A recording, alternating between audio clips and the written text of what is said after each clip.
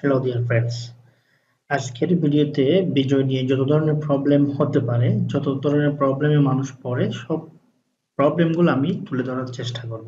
শুরুতে আমাদের যে প্রবলেমটা হয়, আমাদের সবকিছু ঠিকঠাক থাকার পরেও আমরা যখন মাইক্রোসফট ওয়ার্ডে বাংলা লিখতে যাই, সেক্ষেত্রে যখন এখান থেকে বাংলা ফন্ট 17 এমবি সিলেক্ট করে দেওয়ার পর আমরা জানি যে ctrl+alt+b দেওয়ার পর আমাদের কিবোর্ড সেটিং হয়ে যাবে। উল্টাপাল্টা যখন আসবে ctrl+alt ধরে বাংলাদেশের বি দিলে আমাদের কিবোর্ড সেটিং হয়ে যাবে, কিন্তু এটা আমি বারবার দেওয়ার পরেও আমার কিবোর্ড সেটিং হচ্ছে না। আমার যে দিলে খ আসার কথা কিন্তু ল আসতেছে।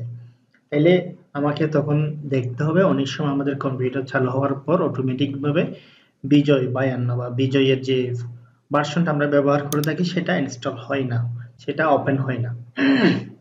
তো সেটা ওপেন করার জন্য আমরা জাস্ট সার্চ অপশনে গিয়ে আমরা যদি লিখি বিজয়, একটু করে লিখলে চলে আসবে বিজয়। এখান থেকে আমি বিজয় 52 ইউজ করি, এখানে ক্লিক করলে যে বিজয় 52 আমাদের বিজয়টা অন হয়ে যাচ্ছে। তো অনেক সময় আমাদের বিজয়টা অটোমেটিক ভাবে অন হয় না, তখন আমাদেরকে দেখতে হবে আমাদের বিজয়টা অন আছে কিনা।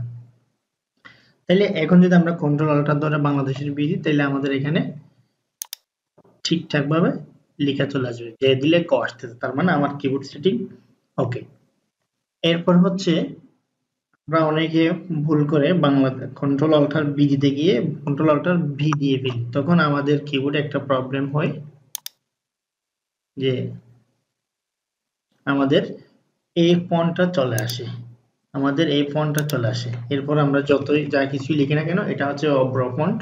এই প্রবলেমটা সলভ করতে হলে যে কাজটা আমাকে করতে হবে, আমি সর্বপ্রথমে এখানে যতগুলো লেখা লিখছি সবগুলাকে আমি অল সিলেক্ট করে কেটে দেব। একেবারে শুরু থেকে যাচ্ছি, যেখান থেকে আমার প্রবলেমটা শুরু হয়েছে। আমাকে করতে হবে ctrl+alt ধরে ভি, ভিক্টোরি এর বি দেওয়ার পর আমার ফন্ট সেম থাকবে, কিন্তু আমার লেখাটা ইংলিশ হয়ে যাবে। এরপর আমাকে আবার প্রথম থেকে এখানে একেবারে প্রথম থেকে আমাকে বিজয় করতে হবে, বাংলা ফন্ট নিয়ে আসতে হবে 17 এমজে। তাইলে এখন আমার আর এই যে ctrl+alt বাংলাদেশের বি দিয়ে আমরা বিজয় দিয়ে লিখতে পারবো। এরপর আর একটা প্রবলেম যেটা হয় সেটা হচ্ছে, আমি একটা উদাহরণ দিয়ে দেখাই। আমরা একটা পিসি থেকে আরেকটা পিসিতে যখন বাংলা লেখা লিখে নিয়ে যাই, সেক্ষেত্রে আমাদের যে স্পেস গুলো থাকে এগুলা নষ্ট হয়ে যায় অনেক সময়। আমাদের খেয়াল করলে দেখবেন যে এখানে যতগুলো স্পেস আছে সবগুলা লেগে গেছে। এই প্রবলেম থেকে মুক্তি পাওয়ার জন্য আপনাকে যেটা করতে হবে, ফাইল সেভ করার সময় আমাদেরকে একটা সতর্কতা অবলম্বন করতে হবে। সেটা হচ্ছে, আমি সেভ এস করে দেখাচ্ছি। আমরা এখানে যখন মাইক্রোসফট ওয়ার্ড ফাইলগুলো সেভ করি, সেক্ষেত্রে আমাদের এখানে একটা অপশন দেওয়া থাকে ওয়ার্ড 97 to 2003 ডকুমেন্ট। এই অপশনটা দিয়ে যখন আমরা সেভ করে নিয়ে আসবো, তখন আমাদের এই প্রবলেমটা হবে না, হুবহু যেভাবে লিখবো সেভাবেই আসবে।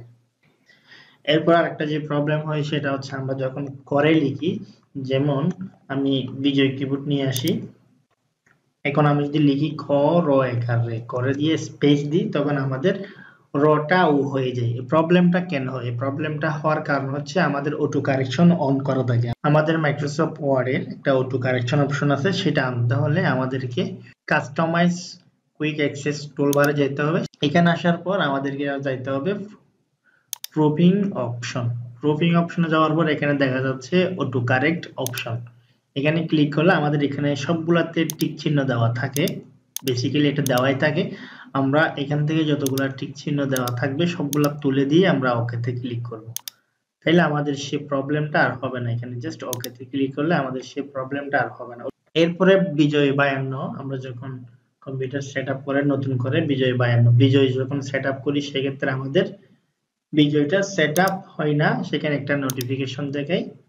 এরপরে হচ্ছে আমরা যখন বিজয় সেটআপ করতে যাই, সেক্ষেত্রে প্রাথমিকভাবে অনেকে প্রবলেমটার মধ্যে পড়ে।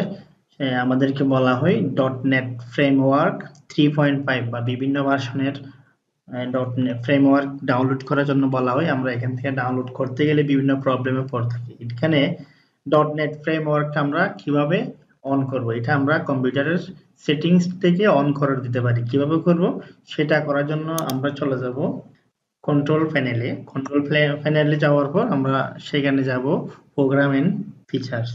আমরা যাব প্রোগ্রাম এন্ড ফিচার্স। এখানে যাওয়ার পর আমাদের এখানে এদিকে একটা অপশন দেখা যাচ্ছে turn Windows features on or of.